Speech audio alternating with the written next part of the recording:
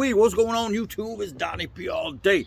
So, a couple things. One, hey, it's the Johnsons knife channel. You guys can't miss them. Great channel. I loaned him my D-Bad Campmaster so he could do a video, and he did a video, and it was a great video on the D-Bad Campmaster. He loved the knife. It was great, but when he sent it back, he sent me a couple things. Some coasters. They are cat anus coasters. So if you like a cat butthole, the Johnsons make these. He also sent me a striking steel with a really cool, looks like rabbit fur or some kind of fur pouch. Not sure what it is, but it's a really cool little pouch. And he sent me this, which I'm guessing is a piece of flintstone. Not Flintstones like Fred and Wilma, but piece of stone to strike. Now, I never use, oh, it's all quartz. I never use stone and steel. I'm a ferro rod guy, but because he sent it to me, I just took off a piece of the stone. I will practice and see. Oh, I think I just got a little baby spark there. I'll practice and see if I can't get a spark. Day one, I already broke it, and see how that goes. So hey, it's the Johnsons. Thanks, man. This is actually really cool. This is pretty sweet. It's a cool little pouch. It's like a secondary little. No, wait a second. I'm bringing you a knife. Woo, it's a little knife pouch too. Double duty. All right, so the knife I'm bringing you today, I already brought you a K-Bar Trapper Hunter, right?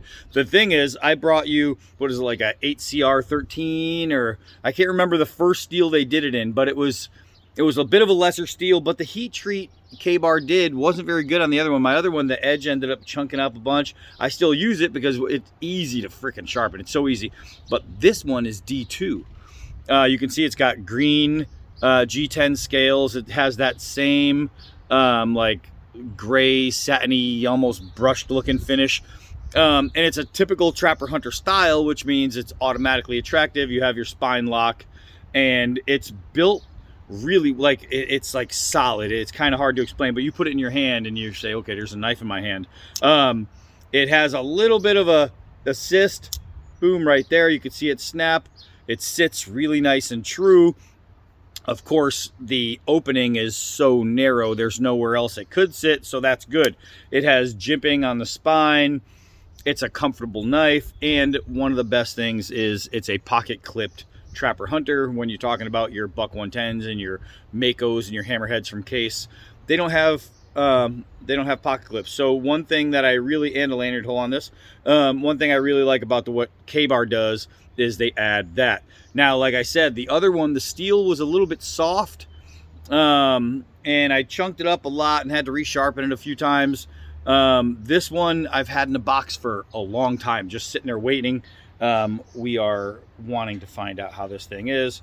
Overall, out of the box sharpness, man, the hairs are kind of moving around. And when I say moving around, I mean after they've been cut off. So it's literally, it's shaving. It's shaving. It's pretty damn sharp. So out of the box, and the other one came really sharp too. I'll give it that. It just didn't stay sharp very long. So hopefully this one will, and it's D2, and I'm a big D2 knife steel fan. Love it. I think they do. I think D2 is a really great knife steel. So let's go cut with this thing.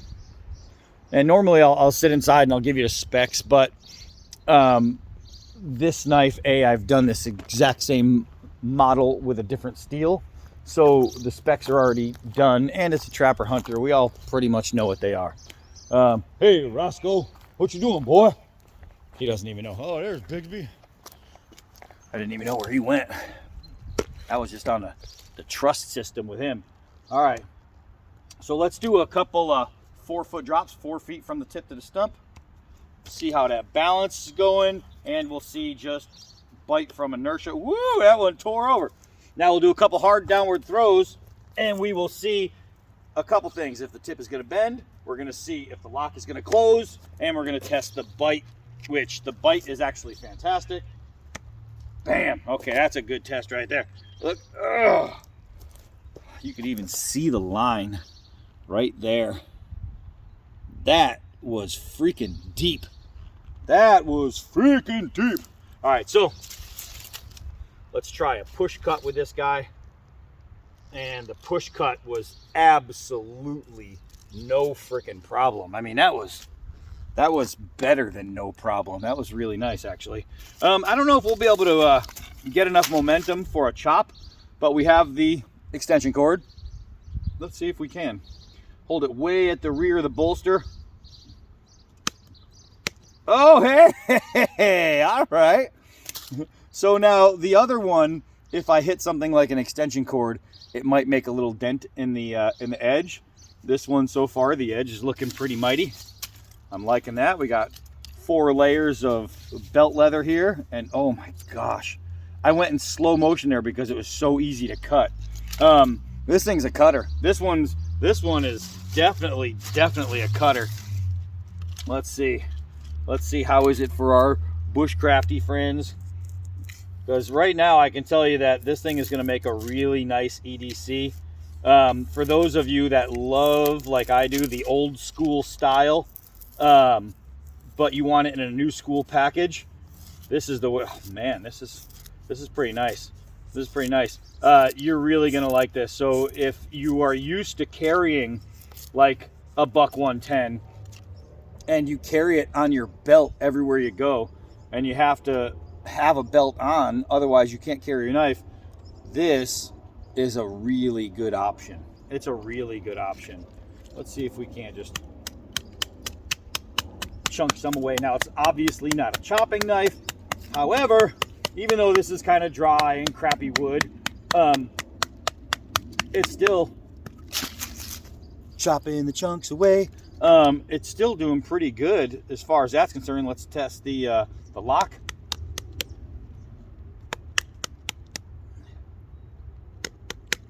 And so far so good. Opens, closes, locks, and holds, and ba-boom. And it goes through the tire, no problem. And it rips through the tire, no problem. Can you use this as a skinning blade? Abso-freaking-lutely. You can use this thing pretty much for anything you want as a general cutter, and a general bushcrafter. You know what I mean? It's not your survival knife, but this is definitely going to make a good companion knife. The G10, I have to say, is nice and grippy. If I move my thumb along the side of it, that's really nice. It's very, very well textured. The thumb studs, now it does have a thumb pick right here, you know what I mean, where you put your thumbnail in there like the old school days, or you can just pinch it in your fingers, or it's ambidextrous thumb studs. So you have 3 ways to open, and I have to say that so far I like this better than the other one, just because I can trust it more, you know what I mean?